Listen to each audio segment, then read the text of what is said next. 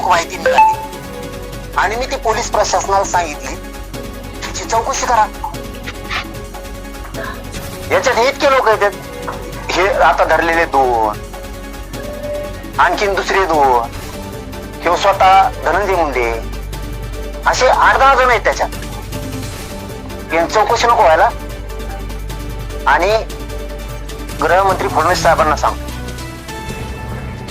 आणि मीही जर आम्हाला जमत असेल तर, मला माहित नाही, नार्को टेस्ट करा म्हणतो ना, सगळ्यात आधी मी तयार आहे. मी कोर्टात अर्ज करणार आहे, नार्को टेस्ट करा. होऊन दे दूध का दूध, पाणी का पाणी. उद्या मीच अर्ज करणार, गृह मंत्रालयाला करणार, आमच्या SP साहेबाला सांगणार, कलेक्टर साहेबाला सांगणार, कोर्टात पण जाणार. सगळ्यात अगोदर मी तयार आहे नार्को टेस्ट. अरे जातवान आहे रे, त्याने सारखा नाही येईन. मी जातवान आहे, आरोप नाही करत. माझ्या उभ्या जीवनात मी आरोप नाही करत. भाषण झाली असती, ते होत असतं, जात असत.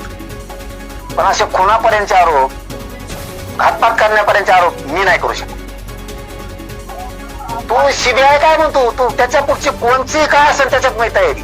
मी तर म्हणतो नार्को टेस्ट सगळ्यात आधी मला अर्ज जाणार आहे.